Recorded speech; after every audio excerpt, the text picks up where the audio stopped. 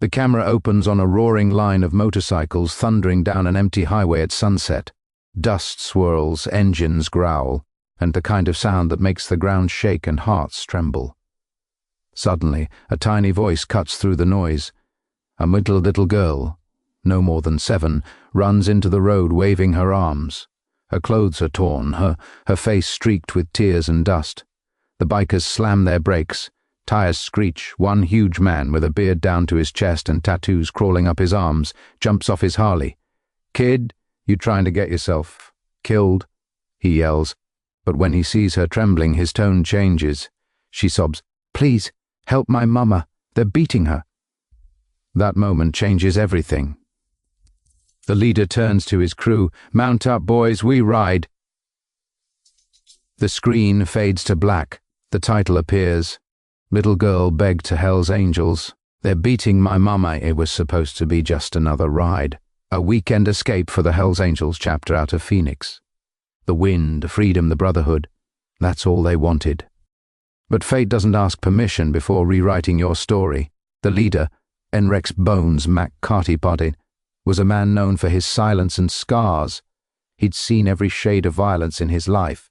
He rode to forget, to drown the ghosts that haunted his nights. As the gang stopped at a rest area near a small town called Willow Creek, they saw her again. That same little girl from the road, sitting on a broken bench, clutching a worn-out teddy bear. Bones walked up, crouched down beside her. "What's your name, sweetheart?" Through sniffles, she whispered, "Lily. Who's hurting your mama?" Her voice trembled. "Mum's boyfriend, he's drunk again. He locked her in the house." The men exchanged glances. Hell's Angels weren't saints, but one thing they didn't tolerate was a man hitting a woman or hurting a kid. Bones took off his sunglasses. His eyes softened for the first time in years. "Where's your house, Lily?" She pointed down a dirt road. "There. The yellow trailer by the old gas station." Without another word, Bones stood tall and turned to his brothers. "Nobody touches a woman or a child on my watch. We ride now." Engines fired up again, louder, angrier this time. Lily sat on Bones's bike, clutching the teddy bear as the whole crew rode out behind them, dust clouds rising like storm clouds of justice. When they reached the trailer, the sound of shouting and breaking glass filled the air. Bones's jaw clenched. He nodded to 2 of his men. One kicked open the door. Bang! And what they saw froze their blood. A woman, bruised and bleeding, lay on the floor. A man twice her size stood over her, holding a belt. "Who the hell are you?" The man slurred. Bones stepped inside. "The last person you'll ever want to meet."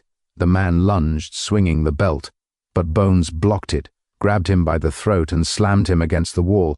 "Lay a hand on her again," Bones growled, "and I swear you'll beg for mercy that ain't coming." The man's rage turned to fear. He tried to talk, but Bones didn't let go until the guy's face turned pale. Then, tossing him aside, he pointed to the door. "Get out." "You got 5 seconds." The man stumbled out barefoot, cursing, disappearing into the trees. Bones turned to Lily's mom, Martha. "You okay, ma'am?" She nodded weakly. "I didn't think anyone would come." Bones looked at Lily, who was holding her teddy bear tight, tears finally slowing. "You got yourself one brave little girl." Martha smiled faintly. "She saved me." And for the first time in a long while, Bones felt something he hadn't felt in years. Hope. Over the next few days, the bikers stayed around Willow Creek. They fixed the trailer door, bought groceries, and made sure the man never came back. Lily followed Bones everywhere.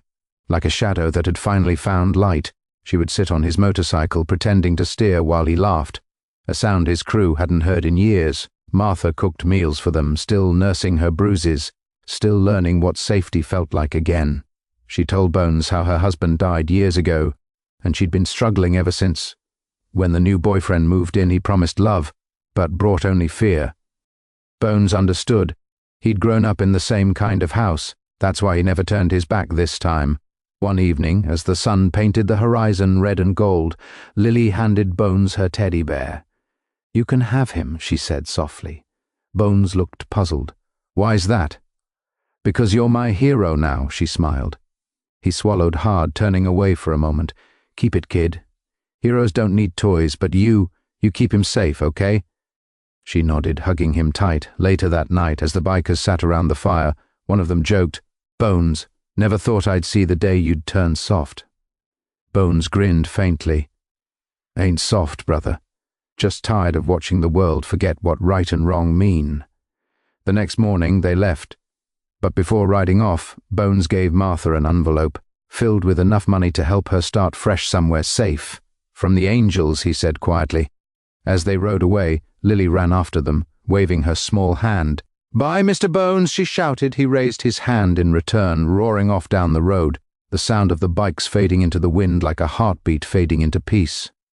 Sometimes the strongest people aren't the ones with badges or suits. They're the ones who carry scars, who've lived through hell and still choose to protect others. You never know who your angel might be. Some wear leather instead of wings, and fade out to an limitless truth and logo and emotional background music.